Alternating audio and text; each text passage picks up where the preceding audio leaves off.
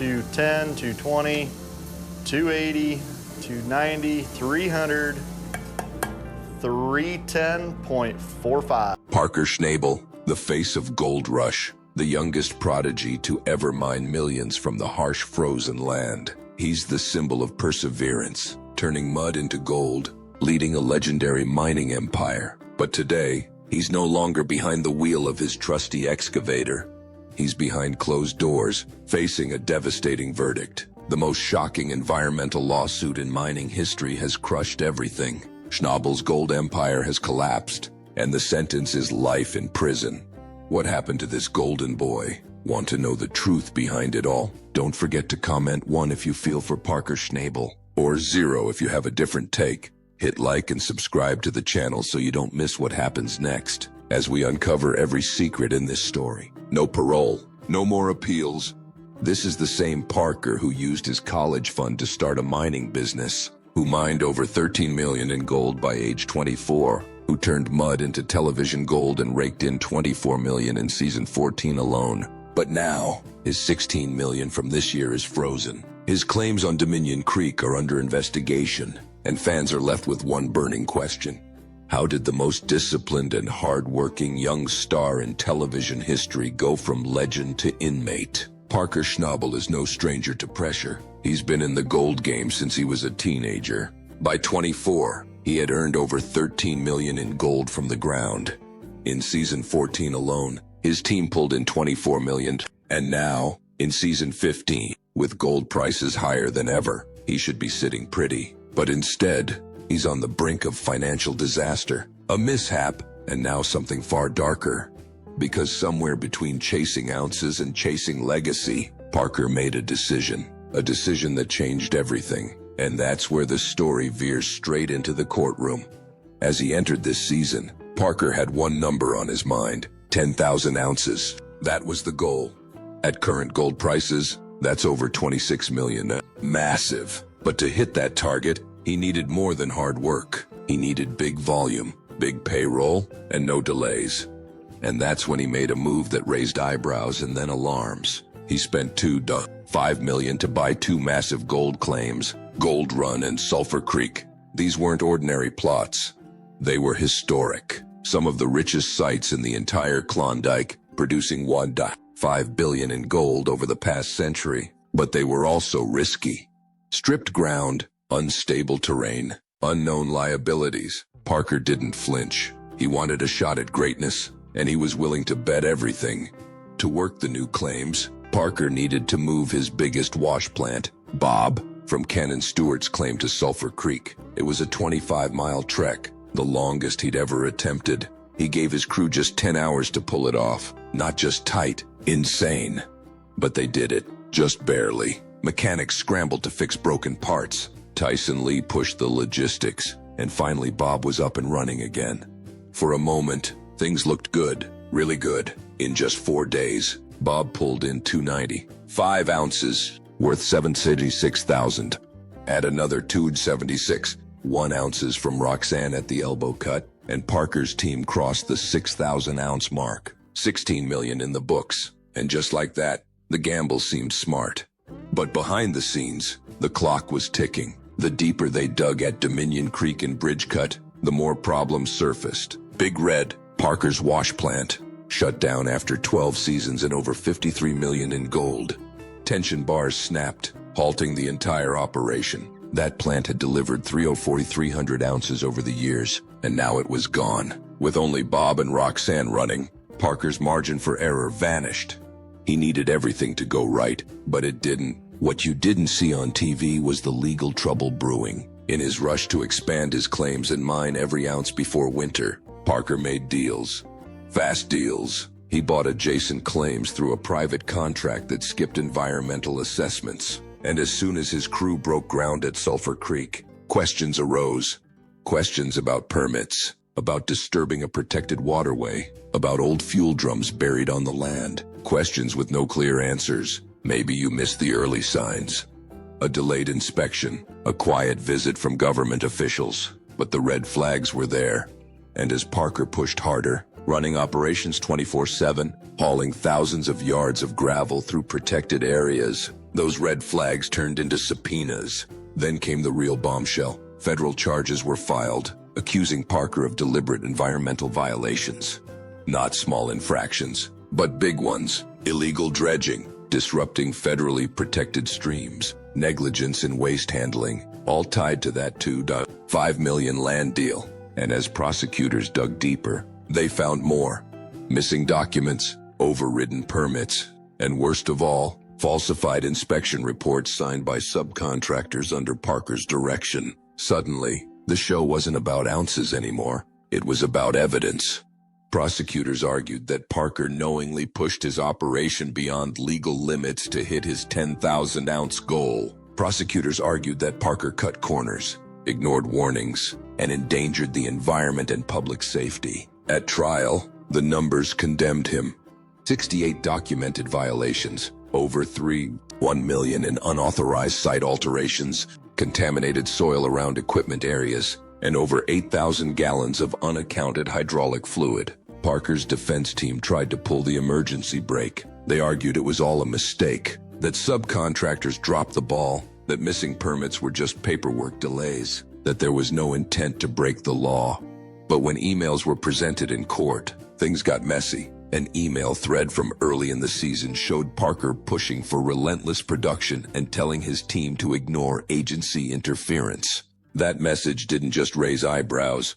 It kept resurfacing, and each time the courtroom grew quieter. Then the case shifted again. A former crew member who left mid-season stepped forward, claiming Parker knew exactly what he was doing, that he had been warned multiple times about incomplete paperwork and potential violations, but kept going anyway. Suddenly, this wasn't a debate about who was responsible. It was a full spotlight on a leader under pressure, doing whatever it took to hit his 10,000-ounce goal. The consequences were devastating. Charges piled up like pay dirt: environmental misconduct, site damage, falsified inspection reports, reckless excavation on federal land. Prosecutors called it not a mistake, but a pattern, a deliberate disregard for regulations. And when they added obstruction to the list, things went from serious to career-ending. The court didn't hold back. The court ruled that Parker's actions reached the highest level of environmental harm, triggering sentencing guidelines that stunned everyone watching. But here's the surprising truth. The verdict didn't tell the whole story. No one used the word prison publicly. No dramatic perp walk footage. No televised walk of shame. Instead, Parker vanished from the spotlight. Rumors spread quietly, discreetly. Some said he was negotiating restitution. Others claimed he was in protective custody, but no one had answers.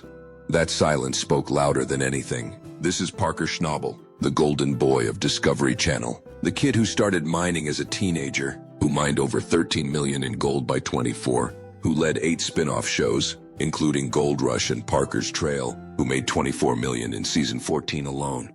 And now, nothing, not even a word. The strange part is Parker was never flashy.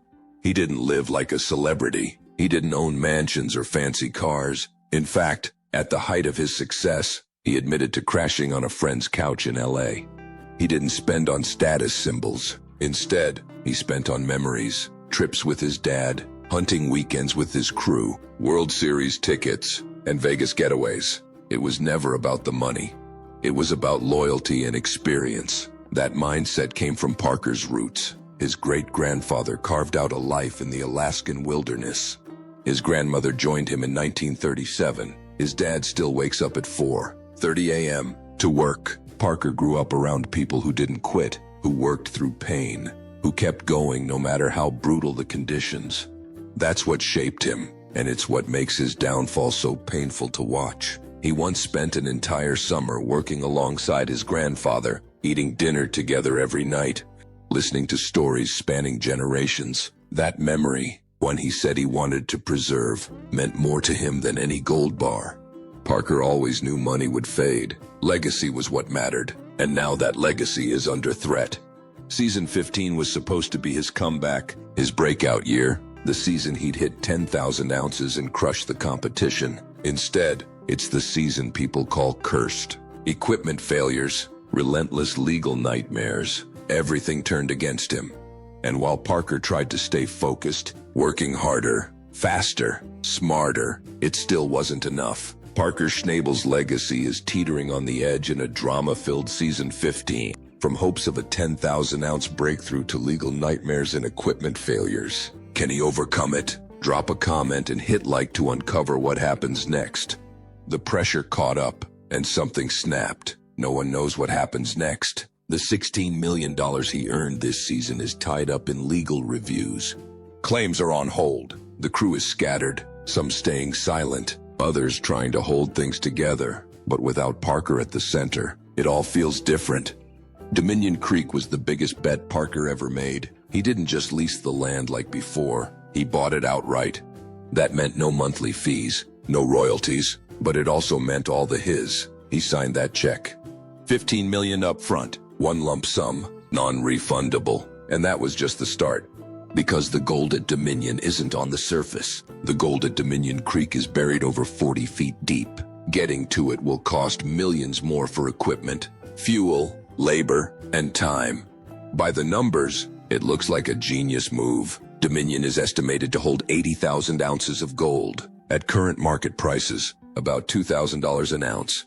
That's $160 million in the ground. Parker doesn't just see it as a mine, he sees it as the future.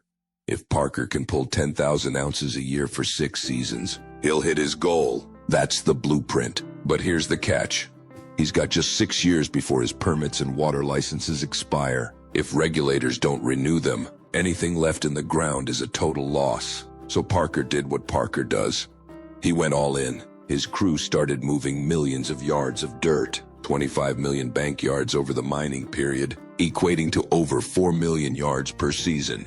And when you actually move it, that material expands, turning it into something closer to 30 million yards. That kind of workload doesn't just exhaust, it crushes. Equipment breaks, crews tire, schedules slip.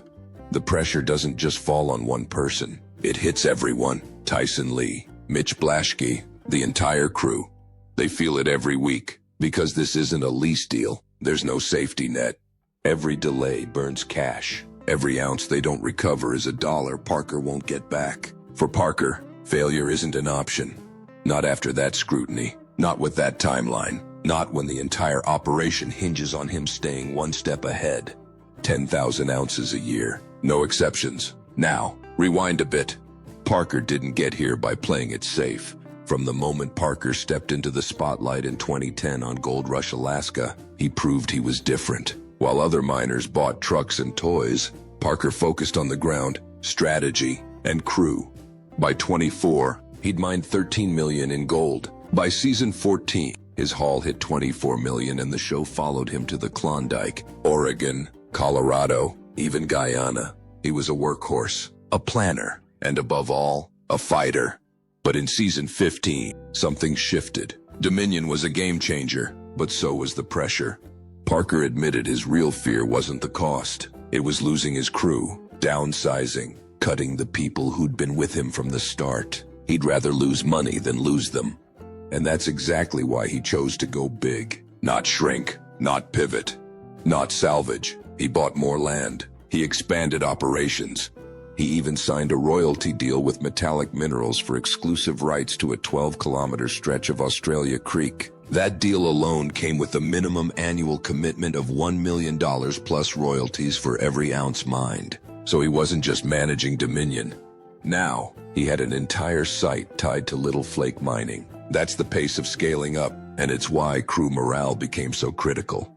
Parker said it himself. He didn't want people around him who couldn't handle the heat. If someone couldn't keep up, they were out. No excuses, no second chances. With a long-term potential of $200 million on the line, the stakes were higher than ever. But things didn't go smoothly. Because the bigger the operation, the less room for error. Every wash plant breakdown, every weather delay, every ounce short of the quota. It all added up. The tension started spilling into relationships. Parker didn't see much of Rick Ness that season. They barely crossed paths. In fact, Parker only met Rick face-to-face twice all summer. They had one big on-camera talk about a tough situation Rick was facing. But beyond that, they ran in separate lanes. Same with Tony Beats. Years ago, Parker and Tony butted heads over everything. permits, ground, royalties. But this time, they kept their distance. A few friendly coffees between takes, nothing more. Because Parker didn't owe Tony anything anymore. He owned his ground, held his permits, didn't cut royalty checks. That meant fewer fights, but also fewer connections. That disconnect came at a cost. As the pressure from Dominion ramped up, there wasn't much outside support. Parker was locked in, head down, scrambling to keep up. At the same time, he was still pushing his public commitments. He closed a major deal with Metallic Minerals. He kept working on a 400-hole drilling program. He even won the 2022 Robert E. Leckie Award from the Yukon government for environmental stewardship just 2 years before his operations faced legal scrutiny. That's how fast things can flip in the mining world. One season, you're winning awards. The next, you're under investigation. Off the clock, Parker was the same as ever. Humble, nomadic, grounded.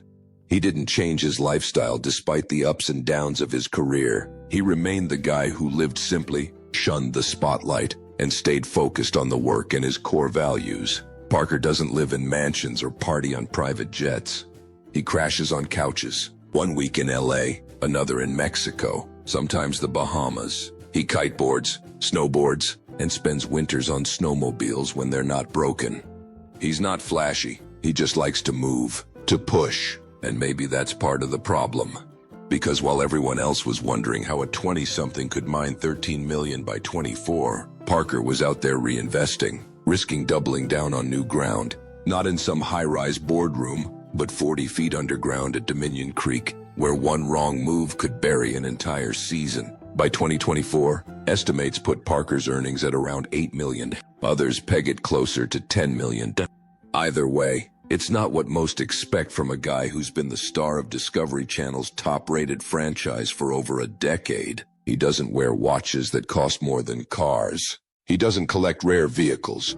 He doesn't even own a house in most reports, except for a modest one in Hannes, Alaska, set on private land by a quiet lake 2,000 square feet built in 2015. Metal roof, timber frame, not exactly Hollywood.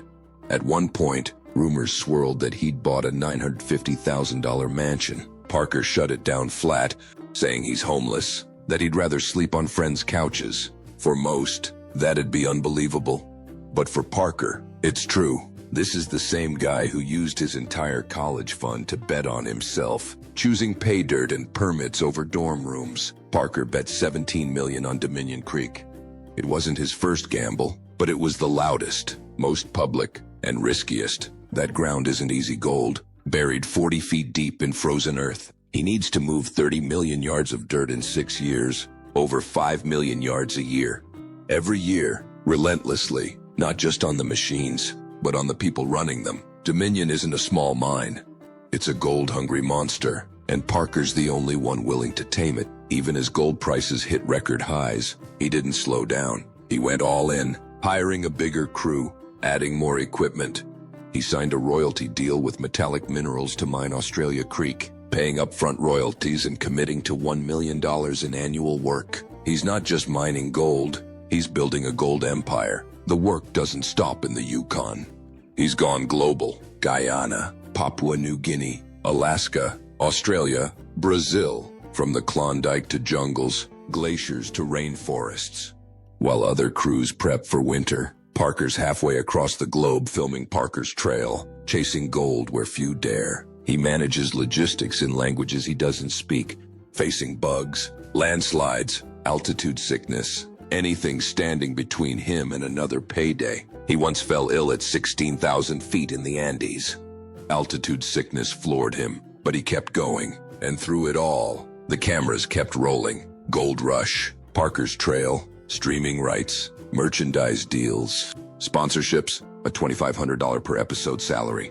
It adds up fast. Some reports say he clears over $4 million a year when you factor in mining profits, TV pay, and licensing. His film crew captures every moment, from triumphs to grueling challenges. The film crew earns $10,000 to $25,000 per episode. It's a machine, a money-making machine. But here's the surprising truth. Even with millions, with all the shows, with the entire mining world watching, Parker never truly chased the money. He chased legacy, striving to live up to his grandfather's standards, to protect his crew, to prove someone from a quiet Alaskan town could take on the world's toughest industry and win. That's what drove him, not cash. That's why this moment hit harder than anyone expected. This isn't some celebrity caught in a scandal. This is Parker Schnabel, the kid who grew up in the mud, the guy who never quit, the man who built an empire with one excavator and a team of miners. Seeing it all grind to a halt even temporarily left fans, investors, miners, everyone reeling. His $16 million from this season is frozen. His Dominion claims are under legal review. His royalty sites are silent. His future unclear. Everything is in limbo, and no one knows what comes next. While Discovery keeps airing season 15 episodes, everyone knows the elephant in the room. No one says it, but everyone feels it.